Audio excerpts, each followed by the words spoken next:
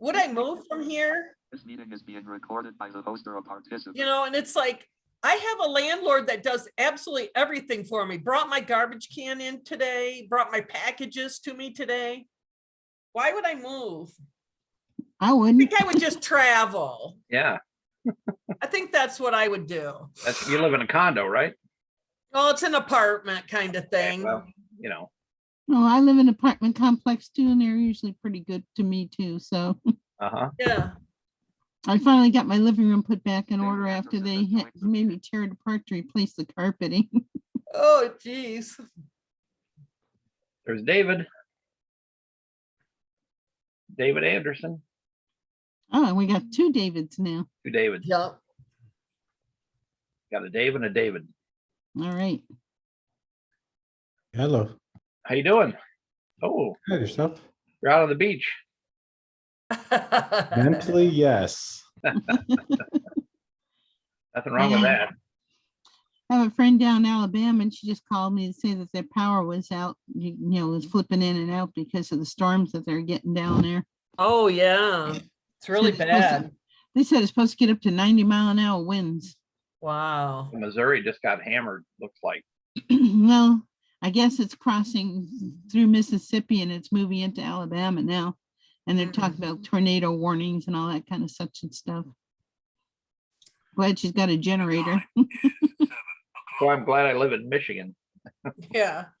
Well, we get tornadoes over the lake, We do, but it's not quite as severe, it seems, as what's going on down south, That's true. southeast. It's kind of weird because most of it used to go like through, Kansas and Arkansas and Oklahoma and, Iowa, down through the middle of the country. Now it's more south. Right, right. Well, they Hey. said a while back when they had that big, earthquake, underground earthquake under the ocean, that it shifted the earth on its axis like by 2 inches or something. So that may be what's Wow. affecting the weather. Right. Never know about these things. Well, hey, we got Sean Welker on the line. Hey, Sean, He is new with us, Awesome. and welcome. I've just kind of connected with Sean in the last couple of weeks, and he was interested in what we're doing with the virtual winter camp group Cool. club. Thanks So, for joining us, Sean. You got it. Hello, everybody. Hey, so I'm expecting. I'm not sure who all is going to be with us tonight. We've got a pretty good group right now. Is B coming? B is not feeling well, okay. and she is. She said that if she makes it, if she doesn't make it, it's because she's not well. She had caught some sort of a bronchial thing over the weekend, and Well, that's nasty. Yeah. so she's not feeling so hot. I talked to her the other night, and she was coughing a lot, so she may not. Pretty rough. Yeah. Let's see. The other people we'd be looking for are Cheryl and Kelly Luby. Kelly thought she would be coming, maybe, but so why don't we go ahead and start some introductions? And this is for Sean's benefit mainly because the rest of us kind of know each other. So I'm Roger Bossy, and I'm the I guess winter camp administrator, co-chair with Dee Furman out of the Jackson Host Club, and so we got kind of this other side project going on with trying to form a club out of the winter campers. So Terry, why don't you go ahead, introduce yourself? Sean may not know you. Sean, I'm the district governor. I'm Terry Huffman. I live in Clark Lake, south of Jackson. And I am here just kind of as an observer because past district governor Dave Anderson and Roger and B have kind of got the run of it. So I'm just kind of here to observe and give 2 cents worth. So Dave Hill. Bill? Yeah, Sean, I'm Dave Hill. I'm the GMT right now, for the district. And then David Anderson. David Anderson, been a Lion since 2014. So this came to my attention as a possibility during winter camp last year, because we were doing the virtual format and kind of planted the seed. And since that time, it has grown to where we are today. So thanks for joining us. So Rosemary, Yes, I'm Rosemary Fasil. I'm in Muskegon, Michigan, and I'm also a lion and have been the first female lion in my club and since 1988, and past president of my club as well. And I'm also the partial part founder and co-chair of our Muskegon summer camp. And when all this came to my attention, I felt like this was a good project to become involved in, especially as a blind person trying to assist other blind people to get involved. great. So Sean, tell us about yourself. Well, first off, I want to say thanks for the invitation. It was great having a chance to catch up around all things Lion. My name is Sean Welker. I live currently in Battle Creek. I spent quite a while though in Albion, and I actually am one of the original founders of the Albion Lions Club. I did serve 2 years as secretary, a year as vice president, a year as president. I was also involved in the district at the district level as one of the zone chairs. But another thing I wanted to do, because I believe we have Rosemary who is blind, so I just wanted to share I am an middle-aged Asian male with short black hair. I wear dark framed black kind of chunky glasses. I have a gray hooded sweatshirt on. And the work that I do is with the Massachusetts Association for the Blind and Visually Impaired. I am an executive administrative assistant with them, focusing on digital accessibility. I've been with them for coming up on 2 years now. I was fortunate to find my way there after COVID had pretty much done the kibosh on my previous work. So I've also been working since the beginning of the year with American Printing House for the Blind, also providing digital accessibility consulting on their access, belonging, inclusion, diversity, and equity team.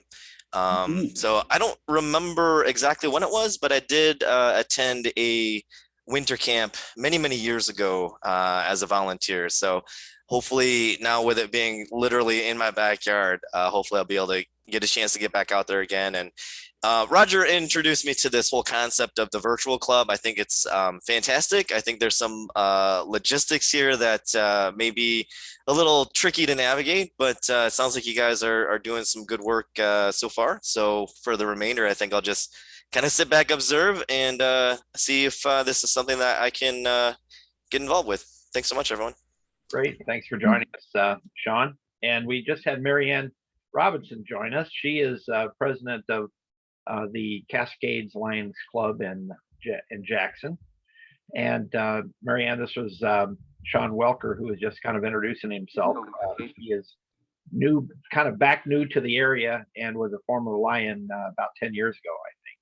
So he knows the ropes in terms of the of the organization, and is also working. If you heard part of his introduction, he works with the Massachusetts Association for the Blind and Visually Impaired, Printing House for the Blind, and so he's quite an advocate for the blind community. So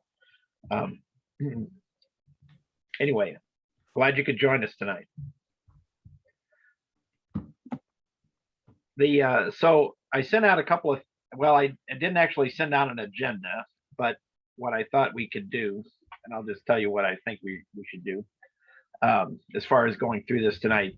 We did some introductions, and I wanted to first give an update on sort of the feedback we've been getting from campers on their interest in being part of this virtual Lions Club. And I am recording this, so I don't. So if I try to make notes, I will be able to go back and refresh my memory. I usually forget to do that. So right now we have about 22 people who have expressed either an interest, who have said yes, or are interested in learning more about being part of this this Lions Club. Some people are overwhelmingly absolutely want to do it. Other people are, well, let's, I'd be interested to hear about it, and maybe it's something I can get involved with. So so that's a good thing. There are a couple of more people to maybe call yet, but we've kind of hit most of the folks that we've and like I say, I'm still waiting to hear back from a few people too, because I made some calls today and left some messages and some Facebook Messenger messages, and so I'm hoping to hear back from some of those folks as well. But I was impressed and kind of encouraged by the level of interest that we have, because there are some options obviously that we have. I'd sent out a note with the link this earlier today, and this was something I'm going to go ahead and see if I can share my screen, and so some of you can see this, but we'll read through it. Marianne and Rosemary, I'll read through what we have here. So what I did was I'd sent this out earlier today and talked through it with Dave Hill, because quite honestly, at this point in time, I was sort of at a loss as to, okay, how do we proceed forward, and what are the logistics of proceeding, if we have the interest, and I think we have at least enough interest to start a branch club. If we get right down to talking to people and say, hey, this is where we are, and are you a yes, or are you still a maybe? And so so we have a couple of assumptions that I have thought about, and one of those is we've agreed that the Jackson Host could be the sponsoring club of the virtual club, whatever it may be, because you need a sponsoring club. And David, are you guys still okay with that? Yeah, actually, during our March board meeting, the board took affirmative action on it, and it is in our minutes that we will be the host club if given the opportunity. Great. Yeah, Did they say anything about the financial part of it? We left it kind of general, mainly because we've got the entry waiver through the time frame we would be looking at.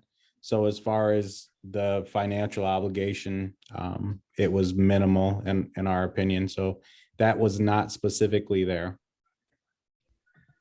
So that's the next assumption, is that there is the entry fee of $35 has been waived until the end of June.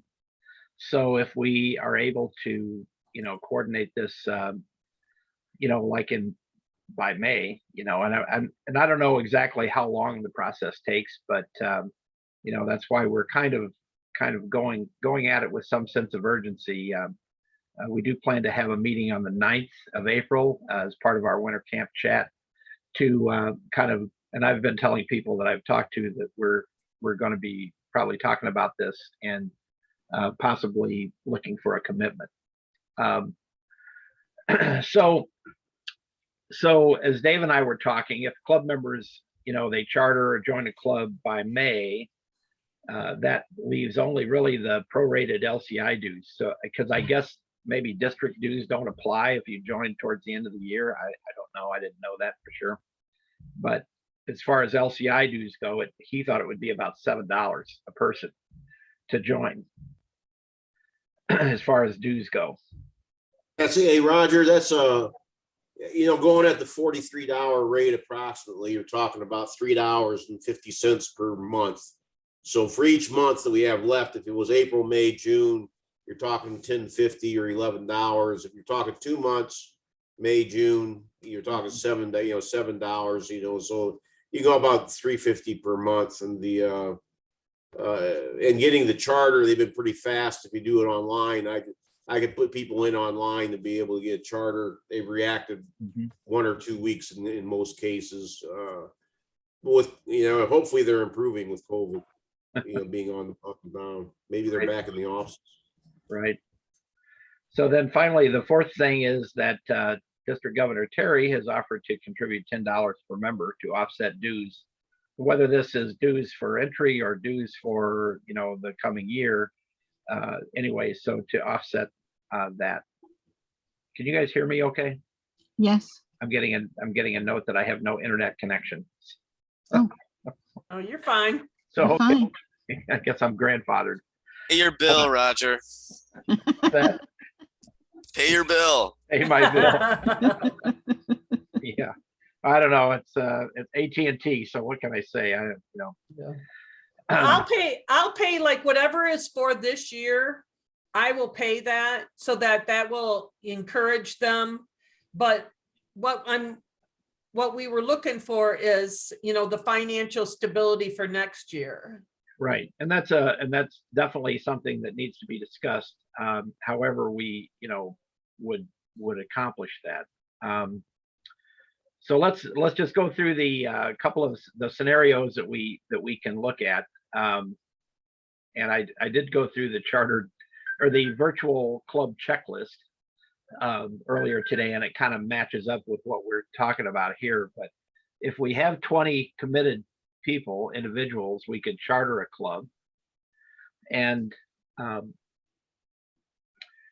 let's see, I'm just going to read this. LCI and state district dues in hand to take care of the first billing of the new year. So you would have to have a commitment, one way or another, to have probably the commitment for the first half of the year at least.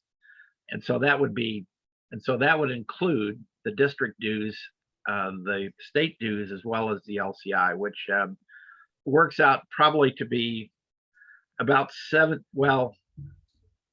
for the whole year. And if you don't count any club dues, it would be about $67 to $70, I guess. And I don't know when the dues increase is going to kick in. Does anybody know if that's going to happen?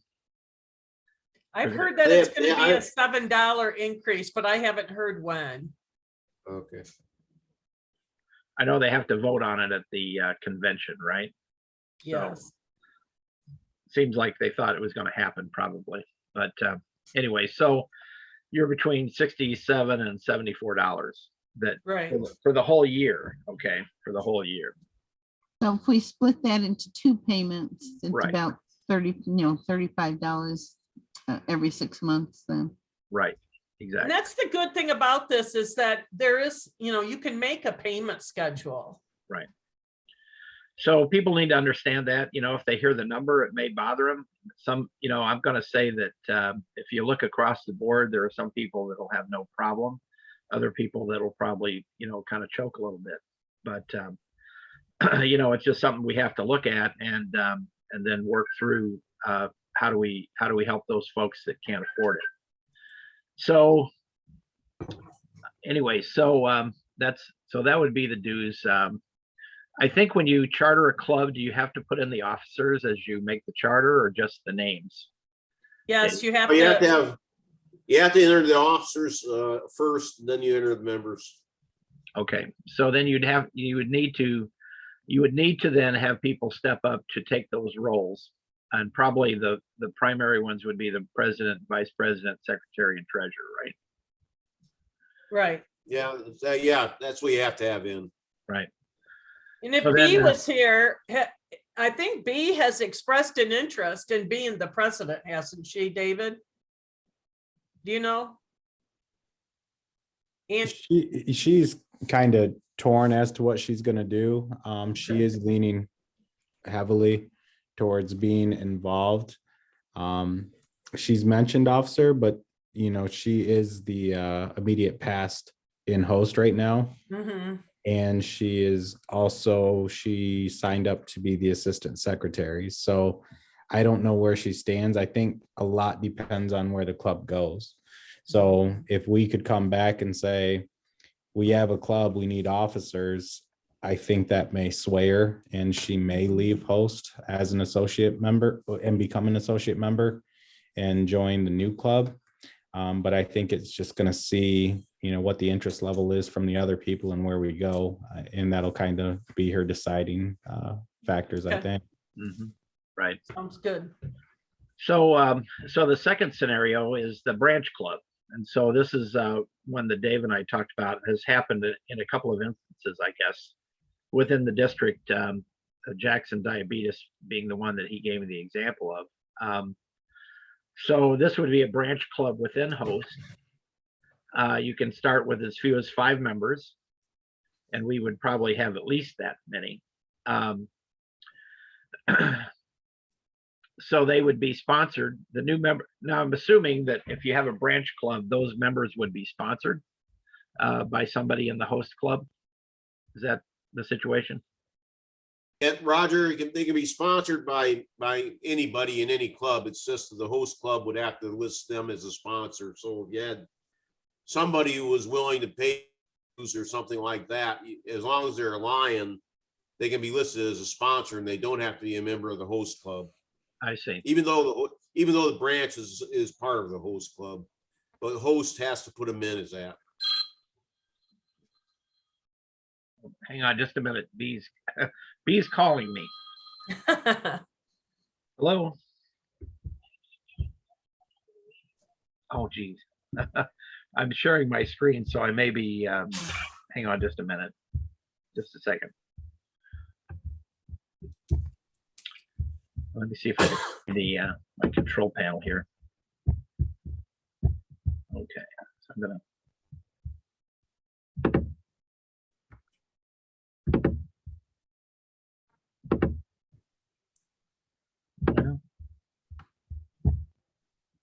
I'm trying to figure out how to get to my. I'm going Just to. close this out and come back in. Here we go. Now I'm.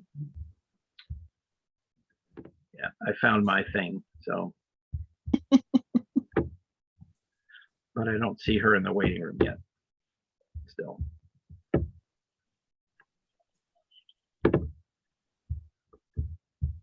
Hang on. Yeah, I just can't find you now. Yeah, try calling back in. All right. All right, I'm going to stop sharing real quick and then. Roger, host has stopped screen share. This meeting is being recorded by your host. So anyway, so the branch club situation. So that was helpful for me because I wasn't sure how the sponsorship worked. Because it may be that you know, possibly members of clubs in those folks' districts might be willing to help sponsor them, you know, as being a club member. And you know, then they could be the sponsor. If you charter a club, there isn't any sponsorship. It's just everybody's just in it. So, you know, that's an advantage for a sponsor, is to get that recognition. And then if you get then as you add more members to the branch club, when you get to 20, then you could go ahead and spin it off as a regular club, which I guess is what happened with diabetes. So anyway, those are the options, and we have B now. Thank you, B. Sorry, I didn't see you coming in. Hi, B. That's okay. Are Hi, B. you? Hey, Hey, Roger, so if we could go back, you know, and B can answer the question herself. I was kind of ad-libbing there and give her an opportunity. So B, the question was, if it is, in fact, we have enough members to charter and we're looking for officers, would you be willing to be an officer for the new club?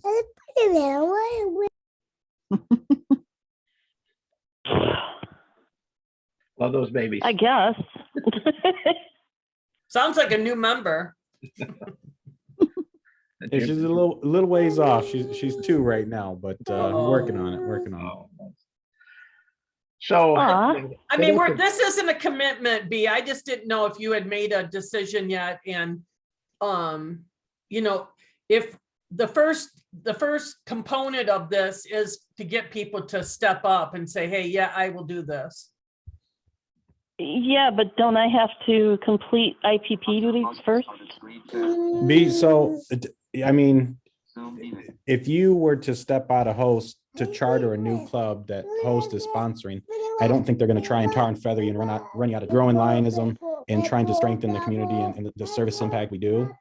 So, I mean, as we did this past year, we appointed an immediate past president to fill the board spot based on someone leaving the club. So I think it's the same scenario, different circumstances. So ultimately, the decision boils down to you and something like that. You know, it just kind of, again, thinking out loud and the feather in your cap is you served 2 years as president when most people serve as one. So in essence, you've already done immediate past. So if you were to move on, it is what it is. Right. I'd have to think about it. Yeah, Okay. that's okay. Yeah, That's no, absolutely fine. We also, Roger, you want to introduce Sean to B? yes, yeah, B, this is Sean Welker, and he has joined us because he's interested in what we're doing. He's a former Lion, and kind of he's moved back to the Battle Creek area and was interested in seeing what was going on. And we talked about the Lions virtual club, the Lions Winter Camp virtual club, and he'd actually been to Winter Camp about 10 years ago, way before my time. with Winter Camp as a volunteer. But anyway, B is the current president of the host club, also blind, and so she's been a big part of this. She and David really are the ones who are kind of spearheading this, and along with myself, to see if we can get some interest with the campers and see what we can do with this. So B, thank you for joining us. And are you feeling better? I'm getting there. Better.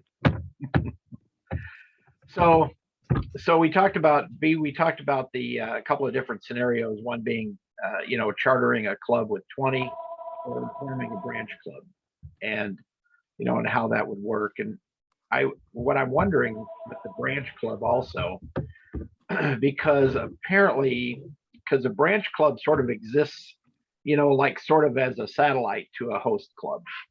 And that's no pun intended, but the sponsoring club, I guess, is a better term. And my understanding that they don't actually, and I don't know how this works or why it works the way it is, but that there isn't like a secretary. There's a president and a treasurer and a vice president and other officers maybe, but anything that the branch club does has to be entered by the sponsoring club's secretary. How clubs have gotten around this, thanks to the Global Lions Forum, Richard Stevenson, he is as an administrator, he was appointed an administrator by the host club, and so he enters all the information into My Lion that both clubs do, his home club and his virtual club, or his branch club. And they have a branch club with about 35 members, I guess. So they've decided not to go into their own club, but remain as a branch for whatever reason. So I don't know if forming a branch club relieves the branch club of having to have a secretary, or because that one of the things that, and especially that I talked to Sean about, was that of all the things in Lions that you'd figure that they'd be more accessible, secretary job is not very accessible. No, it's very difficult because I've helped my secretary, and when he's gone, and it's not real easy to get to that portion to the website to enter information in with a screen reader. I think No, I think this lends to where we had talked about having some visual people on that board and in the club to Right. assist for those kinds of things. Exactly. So yeah, that would be very helpful to have some sighted people, Or and- high partials, at least, that could, see enough Right. to enter information. right, exactly. So And the other thing is the district has club administrator role as well. So the new club would have support from multiple avenues. They could have their own club administrator plus the district administrator would have access, plus their secretary. So there are some redundancies in there to help them out. But yeah, I mean, as far as reporting, I'm the secretary this year, and it's near impossible for sighted people to do it. So I can't even imagine doing it and having to go through a reader and everything. So, whether it's the branch or the charter club, that is something that hosts would have to help them with. Definitely while they're getting up and running. Last year, I think to Marty Willard, who was a new secretary for us, she wasn't on the system, and it was half a year before LCI got her credentials worked out. And so we had a club administrator that was helping in the meantime. So we'll work through those things. Back to where you said, Roger, I think we're to the point where we've just got to ask people, okay, you've said you're interested. We're to the point we have enough interest to move forward. Now we just need to decide what path we're taking. Is it the charter? Is it the branch? I guess the selling point to everybody right now is more of a personal aspect. If we go ahead and do it, if they believe that's the direction they go, they're saving money both for the club and individuals up front by avoiding any of the charter fees and initiation fees and things.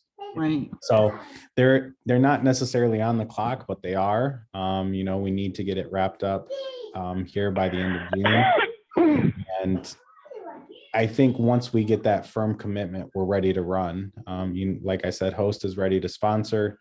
Terry said she'd cover the dues for this year. As far as the sponsoring for, from that point forward, I think once we have the members lined up, reaching out and giving folks the opportunity. So if there's someone from an area saying, hey, do you want to be part of this Lion Club, and having them give the opportunity to sponsor, though the financial aspect wasn't necessarily dictated in the first one, I do know that host was very generous with their support of the Southeast Jackson Club Quest.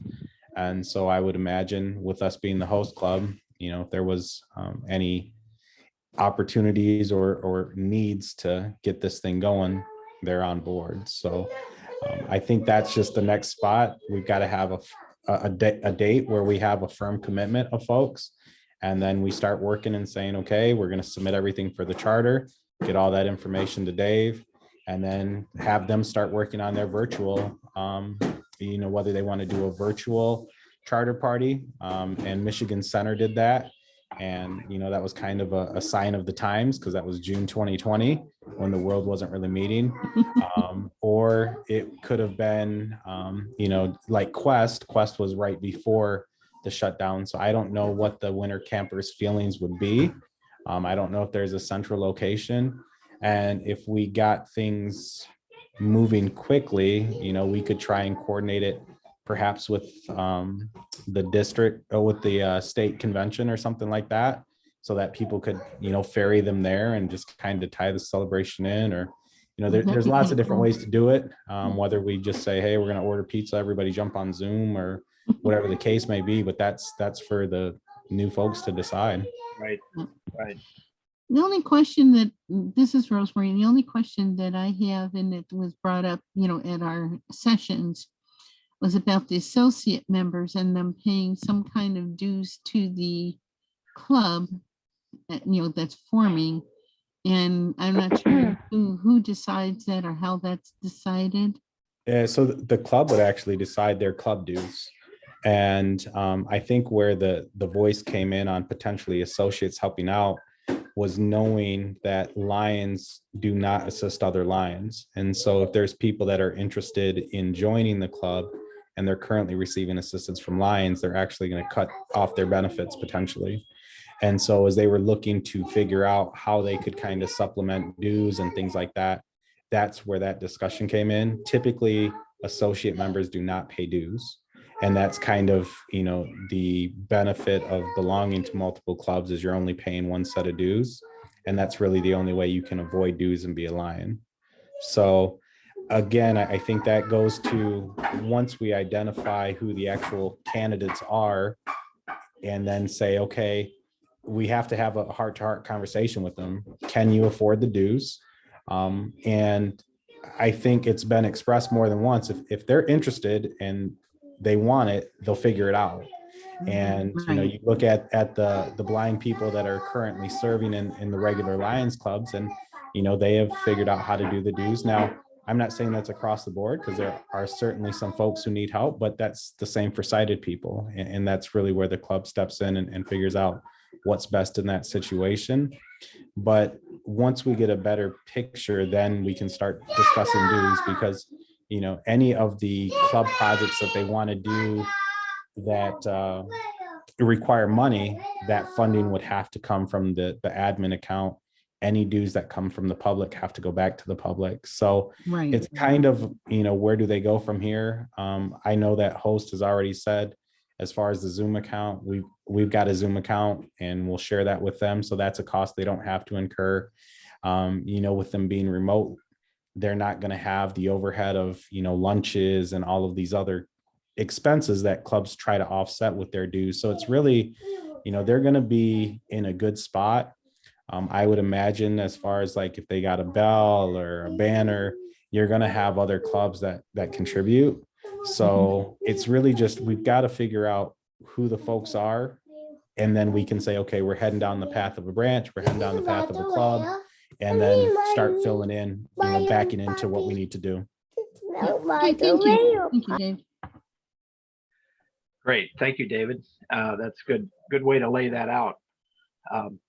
So that brings us to April 9th. And I can send out an email and text to the folks ahead of time. So that would be early next week, basically. And usually what we do is we send out a text or an email with the Zoom link and then some information about what we might be talking about. And so, you know, some people we have to call because they don't do either texting or email, but a lot of them do. And especially the ones who are interested in this are probably a little more tech savvy than some of the others, but that doesn't mean that some of the others aren't interested as well. So Hey, Roger, the one thing that I would point out on the conversations that I had, they were listed as call only. And when I talked to them, the majority of them said, oh, well, just text me. So I think that's something that we need to clarify as we're talking to people. Do you text, and are you okay with it? Because we may actually be able to cut some of the calls out simply by asking the question. Right. Well, you know, it's interesting because that list of people that were no call or no text actually came from our Google registration on the winter camp, where we asked the question, do you accept text from winter camp? And they said no.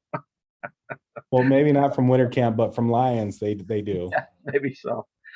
So yeah, One of my thoughts on this was for those that are saying, yes, I want to do this. You know, if they get you the information, or if you have their information, you can fill out that application for them to kind of expedite getting that also. Right. Well, I think when Dave and I talked, he said we just need to get their name, their birth date, their Address. What else, Dave? Probably address Yeah, and phone number. you know, you get the name and birth date and address, you know, a telephone number, and an email. Now, that's not all required material, but bottom line being is his name, address, and some contact information or birth date, I think, are the primary that you can put somebody in at that point. That's the birth date is the one thing we don't have. We have, Well, you know, I tell you what, we have all the other stuff, but not the birth date, because we don't ask how old they were. So yeah, You'd be that's why, surprised you how know, old some of those people are. 11/9/56. I think in the Lions Club in the database, there's a lot of January 1st and then a year, you know, so. Yeah, and I've seen that, and actually for those of you that are Lions, that's probably something you want to check, because you may have some folks that are born January 1st on a random year. And in some cases, the January 1st is correct, but I mean, with Host going back 100 years, we had some that they were just filler dates. So I would agree with Dave, obviously if we're talking to the folks, we can get their birthday. That's not a big deal. But if we've got everything, but I think we can throw a filler date in and, go from there. Say one comment on that, Roger, is that I really encourage that we go with getting for, we can fill, we can get them as a member, this year, and we'll figure out how to pay the, to pay the dues for them this year. But to get that first year dues, $70 or whatever it works out to, I think it's fairly important, because you don't want to get 6 months in and then have to drop half the club, in the process. If you do have somebody who's financially challenged, and that's the biggest thing. One other thing that can be done is ask for sponsorships from the host club. And again, there may be some people that would want to sponsor them if the agreement from the host club was that they be listed as that person's sponsor in the process. But but somehow that first year dues, I think is at least that keeps them in 1 year. And in the first year, that club's going to be finding itself, so you're gonna have attrition, but you don't want to accelerate the attrition. Right. You don't have that stress, of how do I pay the next month's dues, or, that sort of thing. One thing we haven't talked about is a guiding lion, because that's one of the requirements, right? Is a guiding lion required for a branch club? I don't know if it's required, but it'd be a wise thing to have, Right. Right off. You're at the, if that, in this particular case, a branch club that you're actually working on, there will be a virtual club. Even if it's not required, I have to say that it'd be wise that you have somebody that is acting as a guiding line for them. Right. David, have you completed the guiding lion? No, but I can get that done. You can do it online, I think, and Right. because you and Right. B had expressed an interest in doing that. Yeah, and there's actually a gentleman in charge of our club, the blind club for our club, Dave Foster, and I've spoke to him, and he's kind of simmering as to how involved he wants to be and how he can convert those blind club members potentially to this new club. And so kind of one of the things he spoke about, and I guess this is as good of time as any to interject it, is just the technological gap, I guess. So he mentioned Shar Rendell by name. I guess she has a fabulous computer and it's all decked out and everything you could imagine as far as being able to access Zoom, and she doesn't know how to turn it on. And so he pointed to that being potentially a challenge, and I said that it's actually could be a service project for them. I mean, hey, let's get everybody connected. This is how you do it. I know that I logged on at the end of one of the sessions at winter camp, and I believe there was someone on talking on the technology side. So, I mean, I think that's something that's out there, but yeah, as far as the guiding line, I don't see that being an issue, whether it's me and B. Obviously B is kind of a asterisk, because if she winds up joining the club, she wouldn't be a guiding lion for it, but for sure you could pencil me in. I would imagine Dave Foster, and if you get someone else, great. Okay. Okay. I always see this as a different opportunity for the host club also, in terms of, being a sponsor, having more of a role as a sponsorship and mentorship in terms of technology and maybe financial, because, it hasn't been asked, would you like to sponsor a member? Would you like to pay the $74 or $69 for a member? Instead of having the club administrative fund do it, would a member like to do that? Well, and that's something that we talked about, opening up to more than just host. I mean, opening that up to Lions in general. But I think we need to see where we're at, because you may have a district that says, hey, we've got some folks here, and maybe someone who's joining from A1 or A2, maybe that district says, well, hey, we'll sponsor you. We like what you're doing. So I don't want to say just limit it to host folks. I think Right. certainly as the host club, giving them the opportunity and saying, hey, we've got 10 members that could use your help. You know, are there anybody who wants to sponsor them? And maybe we fill 5 of the spots, and then from there, maybe we take it elsewhere. Oh, I definitely agree with that, David, because Yeah.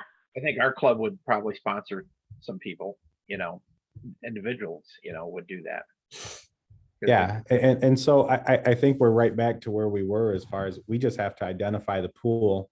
Once we get the firm commitment, the rest can start falling into place. I mean, it's like dominoes. And so you're going to have lions from all over the district jumping and saying, okay, we've got 20 people who want to join. All we need to do is help them cover their dues. I mean, that's a no-brainer. And I think, like I say, I think there's a number of these folks that don't even need the help. But the question is, do you go ahead and do that for everybody, or do you just say, hey, if you need it, then it'll be there? I'd say So- if we need it, that they should be there, not just give it to everybody. Maybe just for the first, like we're saying, from now to the end of the year kind of thing, but then for the next year, because if you set a precedent, you're gonna have that all the time then. Yeah, so I mean, that's the other thing, right? Is when you're looking at how do you do it. So maybe for the first year, we just try and cover everybody, so nobody feels singled out. But having the understanding of, okay, of the 20 people, maybe there's 5 that really do need the sponsorship, and we try and help them out on a continual basis. But maybe that first year, not trying to single anybody out. I do know that some of the clubs that subsidize dues, they do it for everybody so that nobody feels, like they're getting the fuzzy end of the lollipop. But again, once we know what we're working with, then we can start backing in and filling in all those boxes.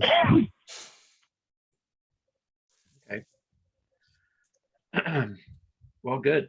So so really, I agree, Dave. It's just let's find out who we have, and I don't know if that's a thing we can do on a chat, or if it's something we just need to do individually and say, okay, you've expressed an interest. How interested are you? Would you need help with this? Where would you be? I would do it one-on-one, Roger. Question. Yeah, go ahead, Sarah. Didn't mean to interrupt. You started talking right when I was about ready to. So if you have something else you needed to add to that, please feel free. No, that was fine. That was just. Okay. I think I cut off Rosemary, but question. How many folks are part of the organizing as opposed to the folks that are the target charter members? Is it a situation where it's like 1 to 5, 1 to 4? Because if so, that's very manageable. Everybody takes a handful of people. I think that making that direct ask, you're going to be able to acknowledge individual concerns. You're not going to have to deal with, 10, 15, 20 people all kind of trying to come to groupthink about something. I think that would be just incredibly chaotic. Having those individual phone calls, it's personal. You can answer those individualized questions. And then once you do have a sense of commitment, bring people together and find out, okay, this is your club. You are the selected, 15, 20, 25 members. How are you going to manage? Who is going to step up into leadership roles? Start defining your club and the direction that you want to go. But as far as like getting the initial commitments, me personally, I would much rather have somebody make an individual, outreach to me to answer my individual questions. I'm not going to have the same questions as every single member, other potential member. That's just my 2 cents on that. No, I agree with you, Sean. Sean, that's how we reached out initially. So Roger had the list, and the list was bigger to begin because it was all the winter campers. We've kind of pared it down, and that's how we handled it. So we said, okay, here's 3 people for you to call, 5 people for you to call. We made the contacts with them. And so I think it's just now we have a more refined list.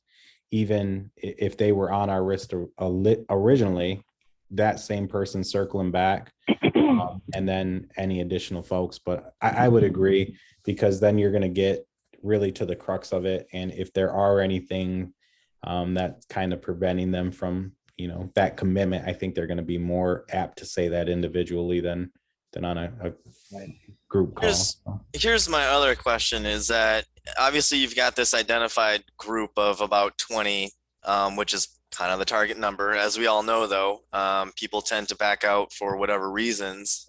So if you say you have a list of 22, I would probably say I wouldn't count on more than 15.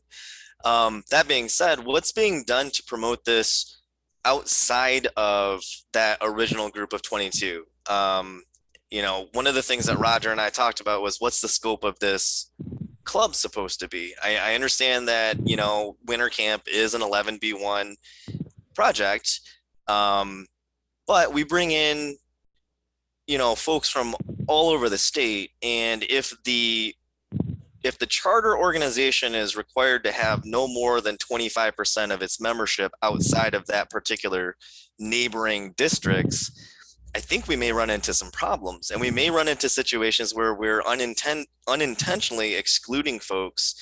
When I hear virtual club, I think, oh, is it virtual to the entire state? Is it virtual to the Lower Peninsula? Is it virtual to a particular region? Is it virtual to 11B1? Are we looking at some sort of a coordinated effort to make other virtual clubs throughout the state? I guess there was just a lot of questions that I have, and I apologize because obviously this is the first that I've been involved in this, but just kind of a lot of questions that I still have kind of swirling around in my head. And I don't know what's been discussed and what may have potentially been overlooked. So Sean, to answer your question, the entire Lower Peninsula, so the entire multiple would be eligible for this. The single district up in the UP would count as folks outside of our target area. So that part has been identified. Right now, it's just been the winter campers, kind of saying that that's our core group. They're the ones who are familiar with it. They're the ones who have expressed the interest so far. But certainly we're to the point now where I think even a message going out at the whole, state level and saying, hey, we've got this going on, and going from there, kind of building momentum. One of the things that was recently brought up was, is this going to be a low vision blind club only, or are they going to open it up to allies as well? And we talked about the pros and cons of that. It sounds like they are willing to, allow the allies in. And so, this could really be a feeding frenzy. The issue that we're going to have, though, within Lions that I could see is you may have some who feel like we're cannibalizing ourselves, because if you're pulling a bunch of Lions from another club to join this new one, you haven't grown Lion at all. You've just kind of shifted the pie around. So we've got to figure out how we actually expand that pie. That would be one of the issues that I would see. So I know that, some of the blind and low vision individuals are in their own little groups. And I think that, once we have a more definitive, this is what we're doing, they could try and get the word out that way. So it's a new audience. I think that that's definitely a concern as far as like the whole concept of cannibalizing, right? But here's the thing, you're not going to be able to seed a group without having some members who already have kind of an understanding of what it is that they're joining in the first place. Not only that, but I think you're going to also want to have folks who have enough experience that they are confident and comfortable with stepping into leadership roles, also confident and comfortable with, recruitment and expansion and creating their own programs. I don't necessarily see that as a negative at all.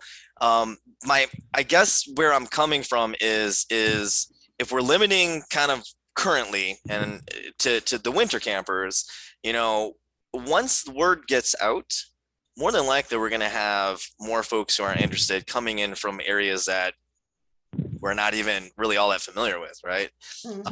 So I guess my concern is what is the plan for just making sure that there's not so much growth or so little growth that is kind of developed in a very intentional manner. Does that make sense? So are you interested in working with the group as we progress? Because, I'm because most I certain. do see that interest. Yeah, I most certainly am. I mean, I was one of the charter members back in 2007 with the Albion Lions. The only reason why I stepped away was because I had taken on a traveling work position, and I just didn't have the time available any longer. So, I mean, I've been a Lion, and then, you know, for the last 2 years working in blindness organizations, you know, it's kind of come back for full circle for me. So I'm definitely interested. I'm just trying to get myself caught up to speed as far as like what's going on as far as the intentionality around the planning for this. The other concern I have is, you know, there's this push for, hey, you know, 3 months. We want to have this done in 3 months, because of there's, you know, the financial incentive, etc. Is it feasible? Is it realistic? I mean, what are the things that need to be done between now and the next, you know, 90 days to make sure that it's done successfully? Ellie, this is a good chance for you to jump in because you chartered beginning to end in what, 2 months, 3 months? About 2 months. So the first thing to do is have 20 people that are committed. And then you also need at least 5 people that are willing to step up to the platform for your leadership. So what I did was, mine was a little different. Because I just asked friends and family and things like that to start a new club. And my club is virtual because I work. And so it's actually a hybrid now.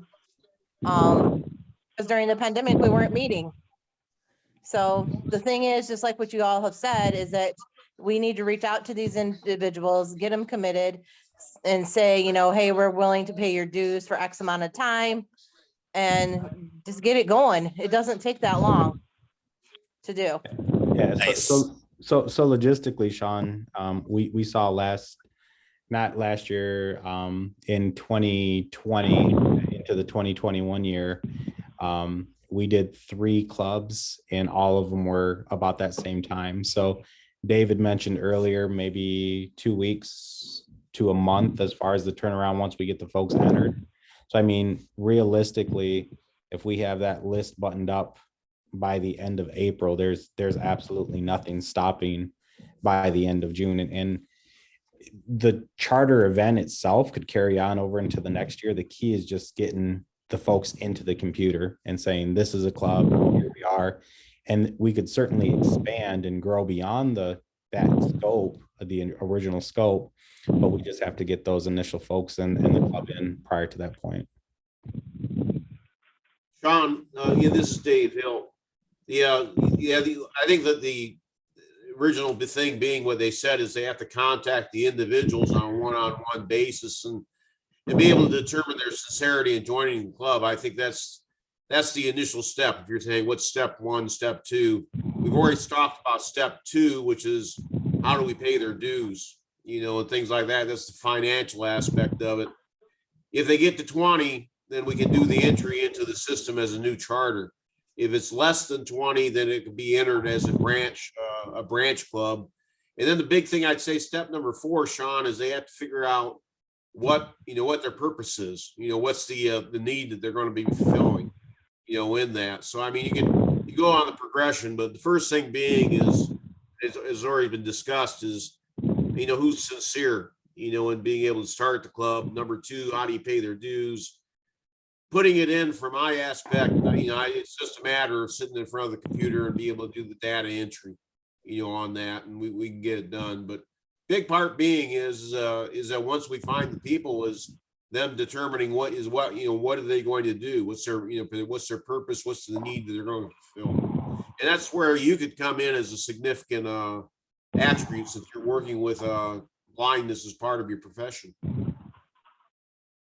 You know, one of the things we talked about in terms of our chats, one of the things we've talked and I've talked about with some individuals is, you know, one of the service could be education, you know, education for the sighted community about the challenges of being blind and visually impaired. But I wouldn't want to tell a group of people what they need to do.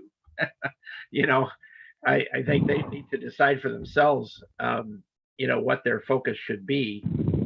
One thing also is that we have a lot of, like Rosemarie and Marianne possibly, and others that are part of the winter camp community that are already Lions and have expressed an interest in being associates.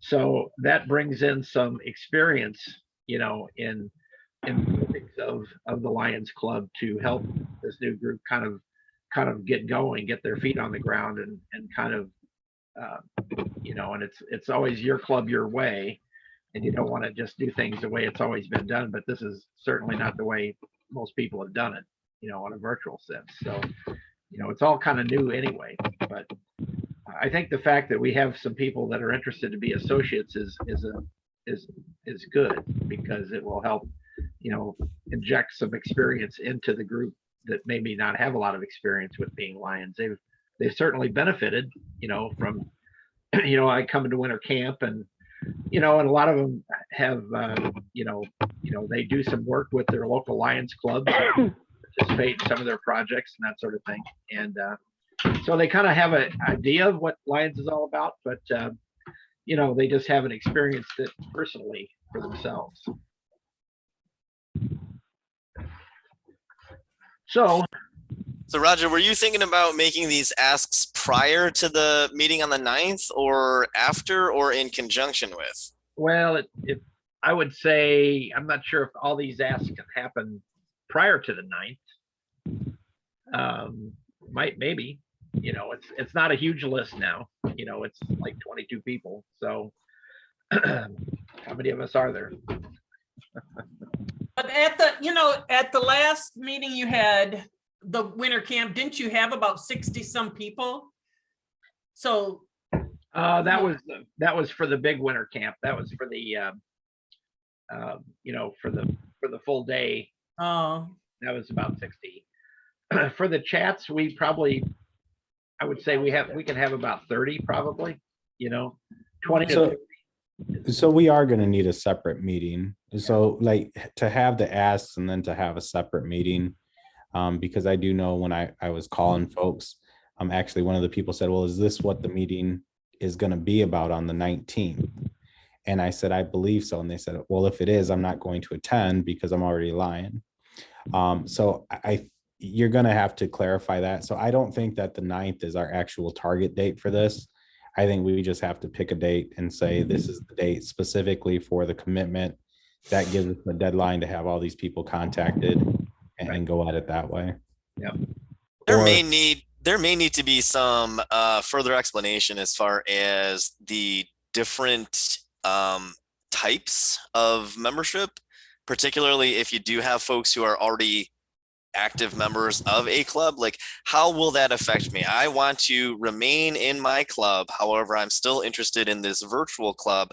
How will that affect me? I think it would be probably a good thing to be able to have some sort of real structured, bulleted points so that there's very clear information going out to folks, so that they can make really good decisions. Because I know that that's got to be something that's weighing on folks' minds, right? I know that there's associate membership, but some folks might not quite understand how associate membership works. And we did have some of that discussion in the last chat that we had, because that was, we took about probably 20 minutes at the end of the last winter camp chat to talk about this. And that was a big focus of discussion, Rosemary, was about the associate memberships and do I have to leave my club and that sort of thing. And so, yeah, we've kind of touched on that to a certain extent.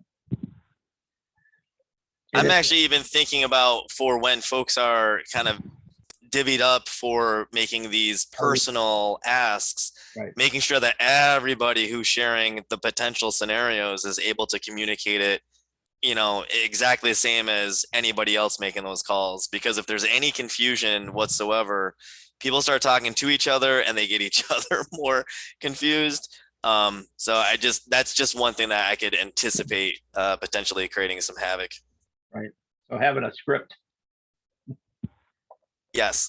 the bullet points anyway, for frequently asked questions, Talking points. talking points. Yep.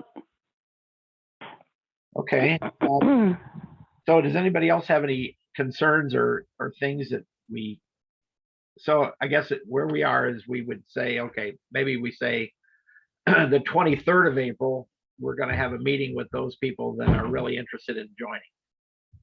And then we make the calls kind of through this time period. And and that would be the time when we don't have the general winter camp chat, but we have the, like this is going to be a meeting with those who are interested in joining the Lions Club, and then work towards that date. Which I think is a good idea, because it does tend to get a little bit muddled if you've got people that don't really, I mean, it's not like they don't care about Lions, but they just maybe not interested in doing it right now. So, I think it's better to keep it clean in terms of because that's going to be another question is, well, are these winter camp chats going to turn into the Lions Club meetings? And that's not necessarily the case either. No. So Yeah, Roger, we can do it like we did last time, where the two of us get the talking points together. It may actually just be a rehash of the original message, Right. adding a couple of additional bullet points to clarify associate member, the things that we've talked about as far as dues, things like that, and just get that to the folks that are going to make the calls. yes, we can do that. All right. So I guess back to where I was, any other concerns that we haven't talked about tonight? I think we've had a good discussion. Well, one of my other thoughts was, Roger, have you completed the guiding lion and are you interested? I have not. You can do it online. I know. He's I a bulldog. Yeah. But I don't know. Kelly's got big plans for me, I think. So Okay. That too. I'd be glad to help out, but I don't know that I want to All be. right. Well, David and B, it's on you guys. So, all right. Well, I guess I don't hear anything else. If I did record this, and if I can convert it and then send it out to you guys, if you want to review it or listen to it again, but it'll be on our YouTube channel. So, Sean, thanks very much for joining us tonight. And And we'd like for you to come back, Sean. It was funny listening to you talk about how clunky the website is. I'm like, I've been away for 10 years and nothing's changed. Well, we would hope that somebody who knows something about website accessibility would somehow get to the Lions International and make them fix it. We'll see. I'm just a little cub right now, so I got I got knocked down a few pegs, but we'll see what we'll see what we can do. Maybe that's something that the virtual club wants to take on. Digital That would be cool. digital access advocacy. I think that would be amazing. Yeah. But I Wow. certainly don't want to be the loudest voice in the room, but I will certainly consider coming along for the ride, at least for a while. Hey, Well- you could be one of the loudest voices in the room. How's that, Sean? That tends to be what happens. 'Cause Okay, I'd at like the to- district I'll be one of the convention. loudest voices in the room too, because accessibility is such a pain. Hey, Sean, in anticipation of this whole thing gaining steam, Yeah. do you want to join host now? So you're fine to go? Oh my goodness, you guys are You knew terrible. the ask was coming. You knew it was coming. Like, don't I pretend knew like that you was didn't know. coming. Hey, listen, Jackson is a long way from home for me. If anything, Roger had first dibs, but I think virtual is probably going to be the way for me to go for now, at least. Yay, we'll So take it's- you. Well, I have a Sean, we'll take virtual you. club. Can I sign you up? Virtual way in. No, Oh we're my we're taking Sean Oh my for our goodness. virtual club. Is this still being recorded? Sean, you had to know that. Yes. Okay, I've got the best offer, you guys. At the convention on the 30th, we're gonna do a group induction, and we could induct you as a member right then and there into Rogers Serial City Lions. We'll think about it. We'll think about it. All right. Sean, it seems like you just walked into a congregation of Jehovah's Witnesses. It wasn't even a knock knock. Y'all just like busted the door down. Here I thought I deadbolted it, but nope. Does Roger have your email? I do. Yeah, Roger has my email. Okay, we'll send you some convention information. Fantastic. We'll send you. You can come to the convention though, John. So Hold on a second. So you're talking about district convention. When is the district convention? It's the 29th. We're having a memorial and we're having a bingo and a euchre game. And then on the Saturday, the 30th is 20 the all-day convention. Okay, of what month though? What are we talking about? April, Of April. Okay, so next month. Okay. yeah, And where's it located? in Jackson, In Jackson. yes. Hey, you gonna have Braille cards available? Braille cards? Well, for euchre and, Oh, geez, that would be awesome, wouldn't it? We gotta find somebody to bring an embosser.